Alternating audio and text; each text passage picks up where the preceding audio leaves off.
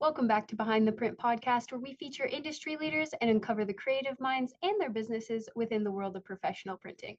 Our mission is to provide you with inspiring, actionable resources that elevate your business projects and accelerate your journey to excellence in profit and print. Today's episode is the whimsical world of acorns, and I'm here today with owner of Acorn Whimsy, Jody Hildreth. Hello. Hey, Jody, how's your day been? Day's been good.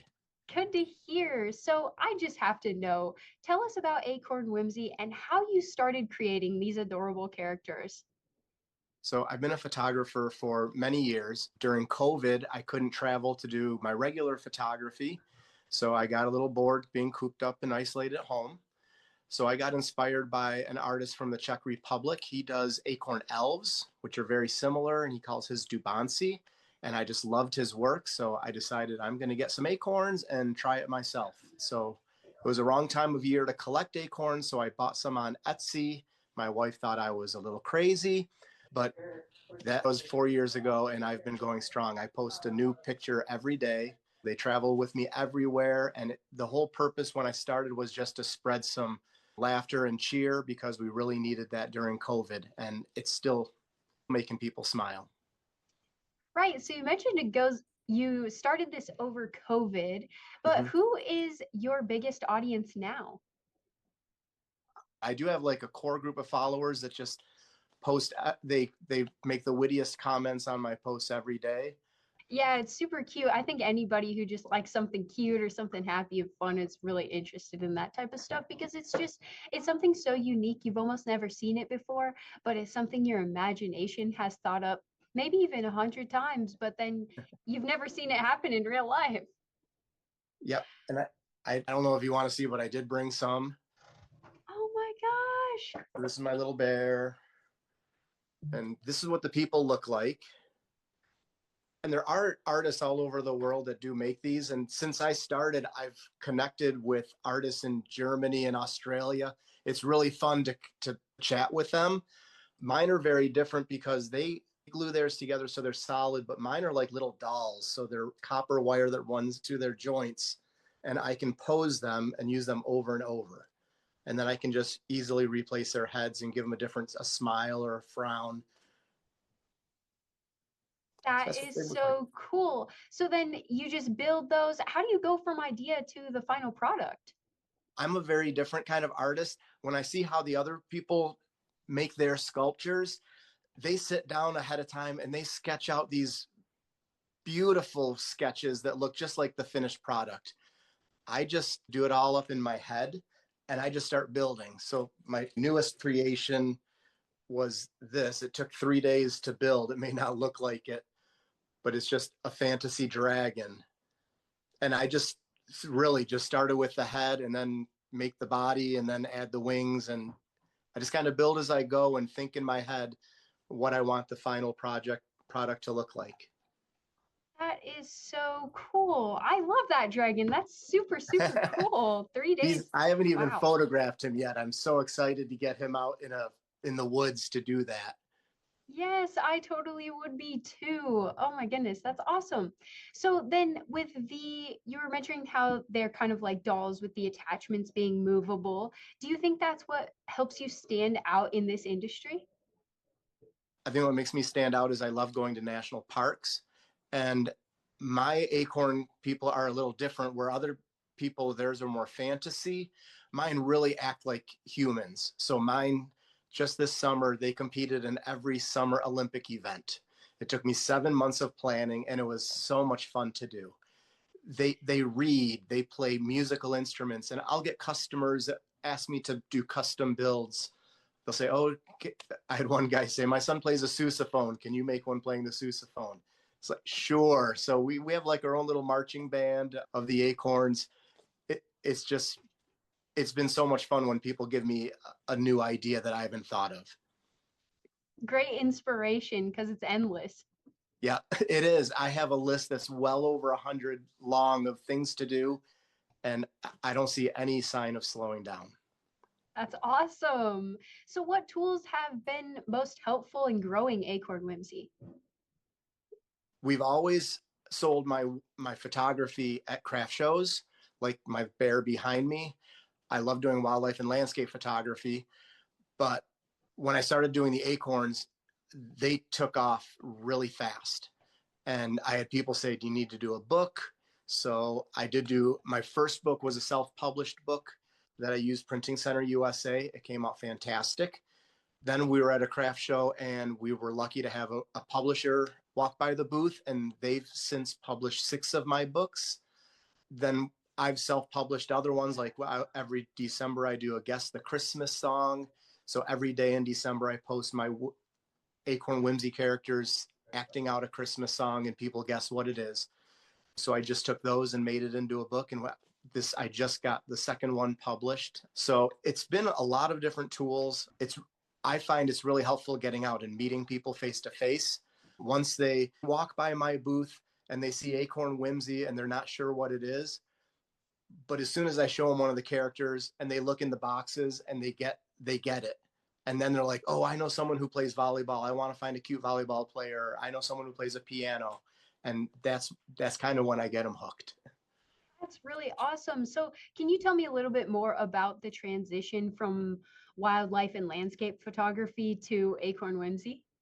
It wasn't a hard transition at all. It was a lot of fun because I got to use all of my photography skills towards Acorn Whimsy. So the biggest problem is learning how to size it down, how to work with a small scale. But I use all different lenses. My favorite ones are when I can get him in a national park in a very iconic setting and put him hiking, and then I can capture the huge landscape behind him, but it looks like he's just hiking there. That's super, super cool.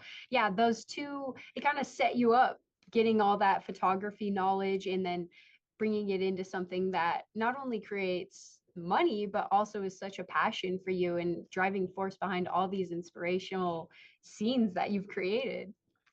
It is, and I'm always looking for new things to add to it. I'm always finding like new little lightings, tiny lights to add to the scenes, or lights to illuminate him when the natural lighting isn't good. I've incorporated like little mini fog machines in the scenes. I did one scene where an actual fire-breathing dragon. I really love to push the limit and see what I can do.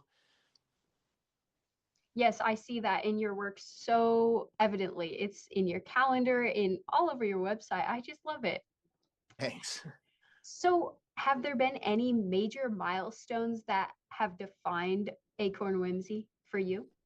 I think getting some of my books actually published, that was a really big deal for me. I'm a retired children's librarian, so to have some actual books published was just a thrill. And every business has its challenges. So, on the flip side, what are some obstacles that you're facing that's holding Acorn Whimsy back right now? For me, with my age, social media, I get Facebook really well. Instagram, I don't know why. I haven't been able to really get a following on Instagram like I do on Facebook. And I've dabbled in TikTok with the videos. I've been learning that people really like to see behind the scenes, because some people, when they see it, they think, oh, this is just AI. It's computer generated, or I just photographed the acorn character at home and photoshopped it into a scene at a national park. But when I can show the video of me actually creating it, they really get excited about that. Yeah, those behind the scenes are just so exciting to watch. You never know what's actually happening behind the photography. So then Uh-huh. when you get to see that, it's just, oh, that's so fun. I love watching those videos. And it's fun when I'm in a national park actually photographing it, and I'm so focused on my work, my wife will notice like a little mini crowd behind me wondering what I'm doing. And then afterwards, I feel bad that I didn't turn around and engage in them. I usually do if they hang around, but I get so focused on my work. That's important though. That's really inspiring. So with running a creative business like Acorn Whimsy, it's such a unique industry. What has been the biggest lesson learned in turning your art into a successful business? What's been the most success? I guess just listening to feedback from customers, I would say. Just I may not, I know at the beginning, I really didn't even want to sell my work as a photographer, but I had close friends to say, you need to sell your work. And it was taking that leap of faith and trying. And so now listening to them, like if they want this turned into a book, or I actually ask my customers what, for one of the months, like which image do they want? So I'm finding feedback from customers is really important because what they tell me is what they're probably going to buy. Yes, that's really smart for any business owner too, because you never know what types of products are going to fly off the shelves and what are going to sit for months. So that insight from the customer is super, super, super helpful. Yeah. Have you noticed any trends in what type of Acorn Whimsy designs or products resonate with your fans the most? The sports are popular with parents when they have kids playing because I have like almost every sport now. And then with adults, pickleball is so big. Someone said, you need to do a pickleball. So of course I had to go to the store and buy the little tiny pickles and cut the end off and make it a real pickleball. So that's become a popular one. But then my wife and I we love when we get these little old ladies come up to our booth and they start looking through the boxes and they hit the toilet scenes. And those are some of the funniest ones. And all of a sudden they start cackling and laughing and they call their friends over, look at this one, look at this one, look at this one. And they're laughing at Acorn Man sitting on a toilet. And we just sit back and we just laugh with them. Just seeing people react like that is almost payment enough. Priceless for sure. Oh my goodness, how fun. So if you had a day to spend completely free away from Acorn Whimsy, what would you be doing? I would probably be outdoors somewhere. I'm always looking for that next adventure of where to go.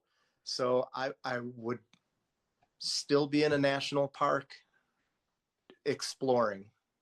Awesome. That sounds like fun. Do you have a favorite Acorn character or scene that you've created before?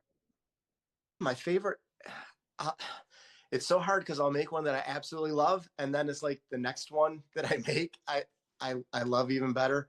I think one of my, like I said before, when I can get them hiking in the background or with a huge landscape, those are my favorite. But I just got back from Florida and I did build like one of my favorites. I built a little grand piano for him, and it travels easy because it's all magnets. I've learned to use magnets really well, so it breaks down and fits in a little plastic box. But I set this up right at the ocean as the waves were coming in, and I got one of my piano player playing with this big wave crashing, and then I got the picture, and then the wave started carrying the piano back into the ocean, but luckily I grabbed it. But just that I really like that, and I built little crabs that kind of sit down on the around the piano with them. That is so fun. That piano is so detailed. It's blowing my mind right now. It took hours to build. Like each little key is hand cut, and it's all made Well, out of like birch wood. And then I made like the inside kind of looks like a piano. it's gorgeous. I try to make them look as real as possible for as tiny as they are. You do an amazing job. That's Thank awesome. you. Thank you. So you do the calendars, and those have Yep. like special dates on each day in the month too, which are Yep. really, really cool. How do So I you did use bring my print? calendar. That was a feature I discovered like 2 years ago that you can actually put an image in the calendar. And Yes. I love it. So I look for really wacky holidays, like there is a National Toilet Day, National Sword Swallower Day, and then I'll try and put like 4 or 5 images in there. I don't fill too many because I did have one customer say it's hard to write something if you have the. I wish there was a way, and I could do it myself, but to fade it a little. But people really like the whimsical part of that. That's awesome. So where can our listeners find and support Acorn Whimsy? Um, you can find me on Facebook and Instagram. Just search Acorn Whimsy. I also have an online store that's acornwhimsy.com. All right. Well, you guys heard them. Check them out on Facebook, Instagram, and TikTok at Acorn Whimsy and acornwhimsy.com to get yourself some prints or check out the website. But that is another episode of Behind the Print podcast. Thanks to our listeners for joining us as we've explored the artistry and innovation of the printing world. Remember, having a strong vision, building the right strategy, and using tools like print to amplify your message will make your brand stand out from the crowd. If you've enjoyed today's episode, be sure to stop by printingcenterusa.com and get yourself a free sample pack to share with your fellow business enthusiasts. Until next time, keep those creative sparks flying, and remember, there's always more to discover behind the print.